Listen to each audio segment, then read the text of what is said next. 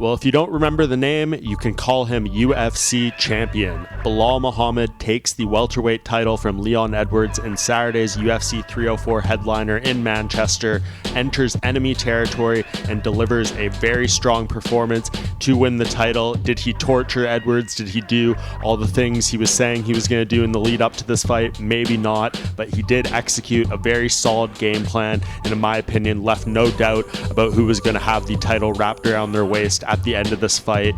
Muhammad had a lot to say after the eye poke ended their first fight back in March 2021. He said he was going to win that fight, and he was en route to doing so. A lot of people disagreed because Edwards had started that fight strong, but in this rematch, Muhammad came out and delivered this fight, and he is now the 12th different fighter to hold that 170-pound belt in UFC history.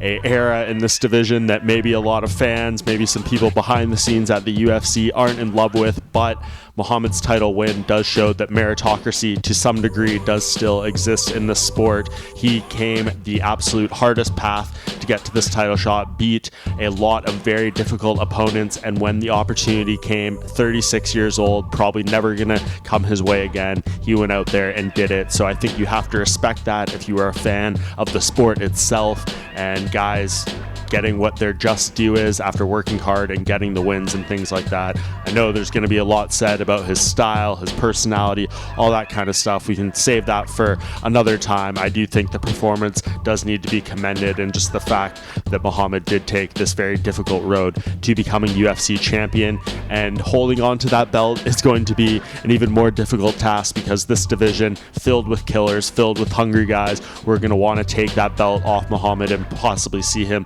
as a vulnerable champion. The first up, the fight we have to see is Shavkat Rakhmonov, and that is going to be so compelling. Muhammad, of course, very prone to winning decisions in his fights. Rakhmonov doesn't know the word decision. He has never seen the judges in his 18 career fights finish every single opponent to date, so the comparison between those two when it comes to that, absolutely fascinating. Something's going to have to give when those two get in the cage together, and I absolutely can't wait to see it. To me, there's no other fight that makes more sense out there. I don't think Edwards is going to be getting an immediate trilogy after this fight, and all the other guys out there, no one just seems more prepared for the opportunity than Rakhmonov. So that is a big time fight in my opinion. Is Rakhmonov the future of this division? Can Muhammad really go out there and beat an undefeated contender and show that he is the true top dog in this welterweight division? Going to be an interesting fight whenever it gets booked, and to me, that's what you have to do in the wake of UFC 304.